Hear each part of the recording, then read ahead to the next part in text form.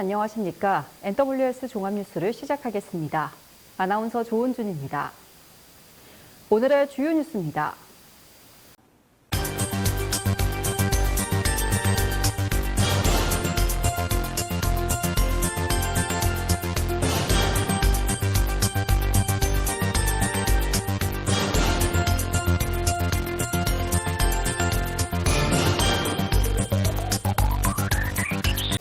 구리시는 7월 31일부터 8월 2일까지 교문 방정환 도서관에서 연세대학교 문헌정보학과 대학생들과 함께 방정환 콘텐츠 기획 전시와 프로그램을 운영했습니다.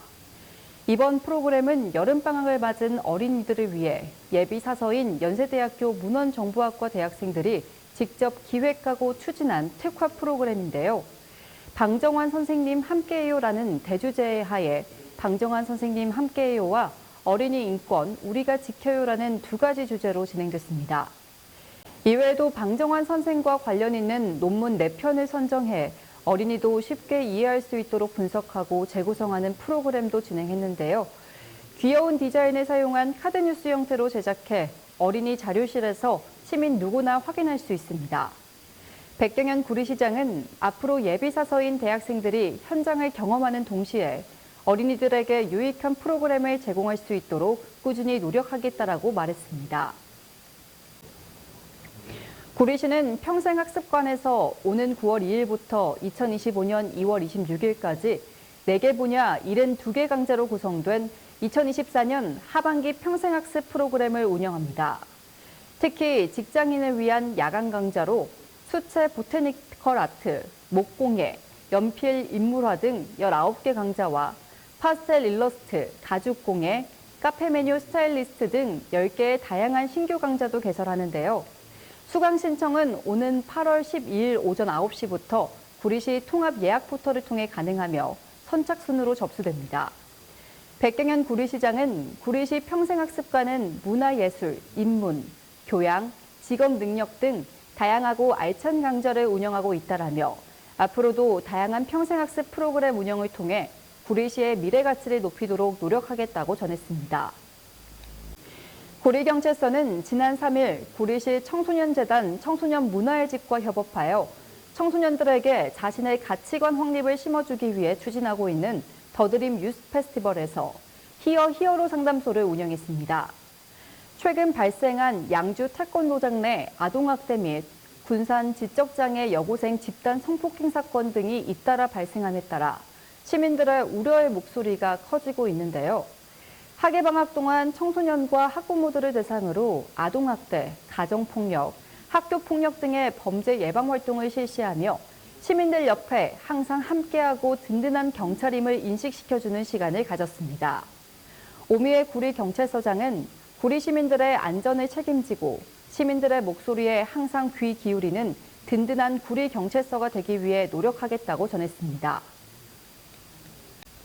고양특례시는 2024 고양시 특성화고 청년 취업박람회에 참여할 기업을 이달 23일까지 모집한다고 밝혔습니다.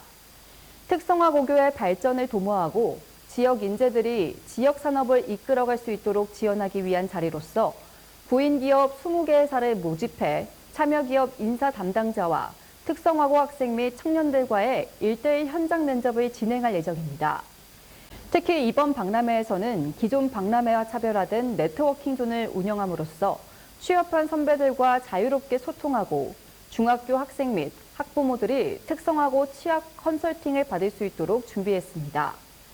시 관계자는 이번 박람회는 특성화고 졸업생과 청년들의 취업률뿐 아니라 취업의 질을 높이고 기업에는 우수인재 채용 기회를 제공해 인력난 해소에 도움을 줄 것이라고 말했습니다. 고양특례시는 난임진단을 받은 경우 냉동난자 해동비를 지원하고 난임진단을 받지 않은 경우 가입력 보존을 목적으로 냉동한 난자를 사용해 임신 출산을 하고자 보조 생식수를 시행할 경우 비용의 일부를 지원한다고 밝혔습니다. 보조 생식술은 부부당 2회, 1회당 최대 100만 원을 지원받을 수 있는데요. 다만 난임 부부 또는 사실혼 부부가 냉동 난자 사용 보조 생식수를 지원받고자 하는 경우 난임 부부 시술비 지원 결정 통지서를 발급받아 시술을 완료한 후 시술비를 청구할 수 있습니다.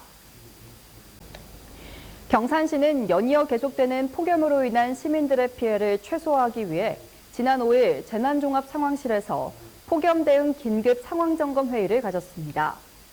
이날 회의는 조현일 경상시장이 폭염 상황에 신속하면서도 실질적인 긴급 대응을 위해 직접 회의를 주재했으며 관계기관 간 유기적인 협력을 위해 경산소방서 구급팀장과 본청 국소본부장, 폭염 대응 관련 부서장 등 30여 명이 참석하여 기상 상황 전망 보고와 함께 부서별 주요 대응 상황을 점검했습니다.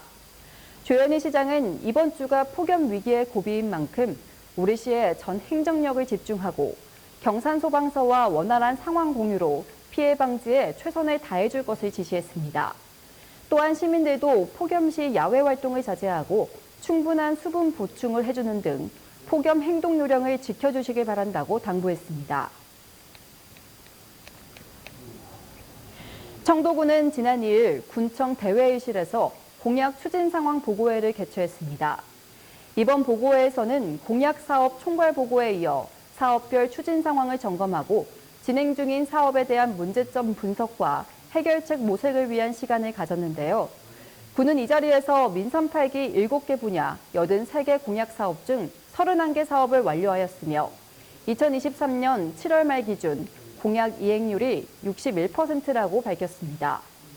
아울러 군은 신뢰받는 열린 행정을 구현하기 위해 공약사항 추진 현황을 청도군 홈페이지에 공개하고 있으며 공약 이행 평가위원회를 연 1회 이상 개최하여 공약 이행 상황을 구체적으로 점검했습니다.